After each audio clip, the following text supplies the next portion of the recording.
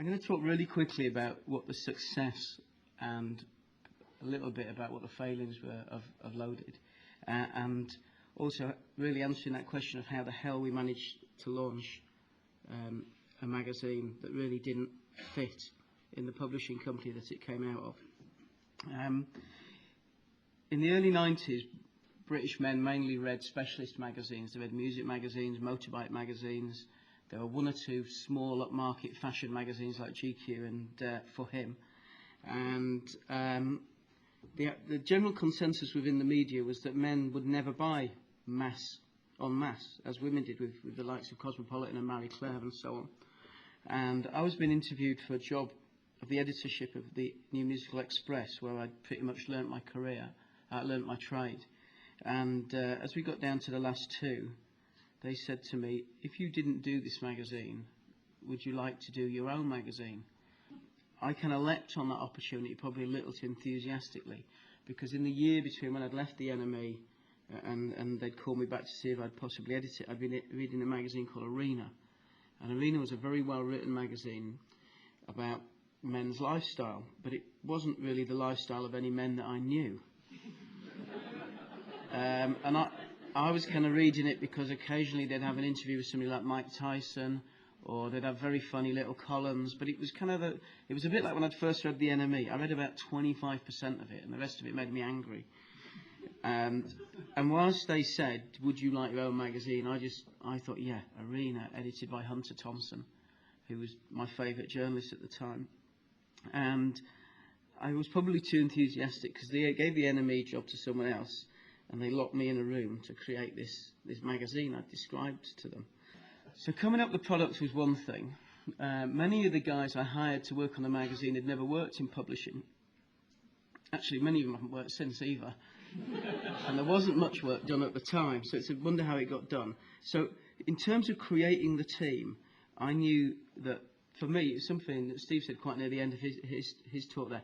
For me, magazines are all about people. They're about the people who make them, the people who read them, and the people who advertise in them. And the role of the editor is to get all those people together in one place without there being any barriers.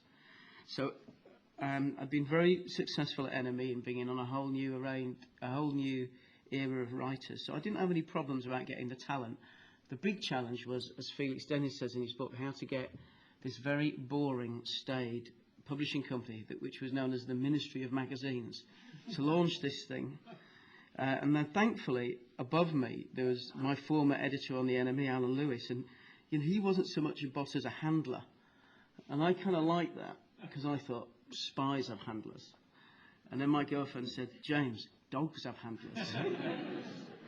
And just before we did some research. We went out and showed the magazines in these little rooms where you kind of look through glass and one-way mirrors, and you see people talking about your magazine. I was just trying to work out then when I was sitting down whether it was 3 months or 9 months.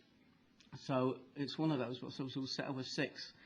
Loaded, the publisher of Loaded, Andy McDuff, had a certificate on his wall given to him by the other publishers saying the award for launching the magazine most likely to lose you your job. So even within the company, confidence was high. And yet we had a business plan that said we should break even after 3 years.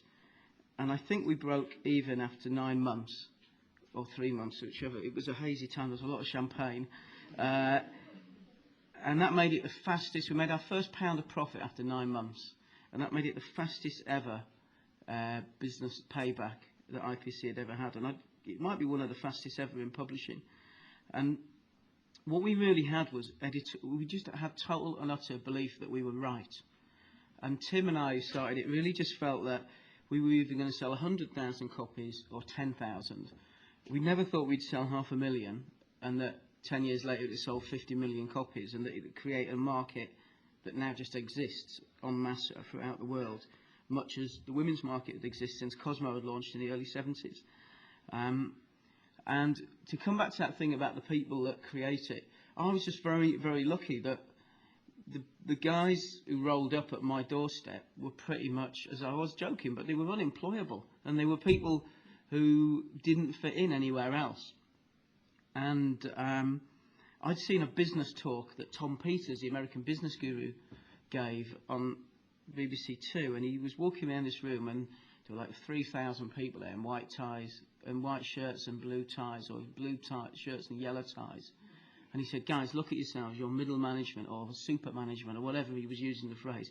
He said, you all look the same. The most important thing in your business is you have to have some weirdos. Because weirdos might not fit in, they might not play golf, they might be a bit unpalatable in the canteen, but weirdos are the people that will change your business for the better. The ones that think differently, that ask awkward questions. And he said, so you need 99 straight guys and one weirdo. I just turned it on its head. I had 99 weirdos and one straight guy to make sure the magazine came out. I think the best thing that I had was luck. And for me, the definition of luck is when ambition meets opportunity. And it was just the right time. It was the magazine was the culmination of everything that had gone on in my life over the previous 10 years from when I was about 18. And I was very, very aware that the lifestyle that I led, which was pretty normal, even though I'd had a great job on the NME, it was pretty much going out, getting drunk on Friday, spending all my wages, not having a great deal of money to spend on anything but drink, going to football. It was a pretty normal, it just seemed like me and my mates were never catered for. If you read GQ, you got the impression that young British men wore knee-high green Wellingtons, carried shotguns, and drove around in Range Rovers shooting grouse and stuff. It was surreal. And we kind of just felt that there was an audience there, and it turned out it was. So it was all about timing and the talent that I put together and the instinct, and also including the audience. I was infuriated as a young journalist, and in fact I just saw it today on a piece I had in the Sunday Times yesterday, where they would give information and they wouldn't say London. They would just assume the newspapers or the music magazines would always say this gig was at Dingwalls. It wouldn't, or yesterday this thing was at Michael John, Mayfair. He never said London. The assumption was outside of the M25 didn't matter. And that used to drive me mad. And for me, the magazine was about people throughout the country. It wasn't about just a few little people hanging around in Hoxton or the West End, which is what The Face and all those other magazines are about. It was about being inclusive, not exclusive. They're the things that I think we did right. I don't think I ever did anything wrong. Although I had quite a lot of explaining to do at home, often. But where I think the business went wrong is, and the reason that there's a book over there by Felix Denitz, who owns Maxim, called How to Get Rich, and there's not a book by the chief executive of IBC called How to Get Rich, is that the company had no vision. They thought, they couldn't believe it, they were coining, they were just putting the money in the big pockets. And they didn't realise that pretty much young men are the same throughout the world. As William said, in actual fact, what his audience aren't, my audience were. They all thought they were kung fu experts, and they all loved Chinese food. And it didn't matter whether you were in, to me, it didn't matter if you were in Germany, Australia, South Africa, South America, North America, Russia.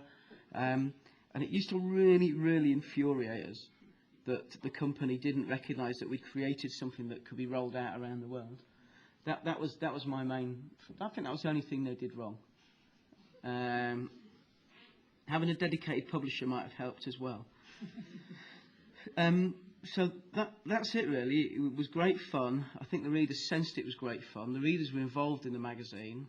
They felt like it was their own. It felt like they had a club that they were suddenly a part of. And that was it really. 3 years of getting drunk and getting paid for it. So thank you.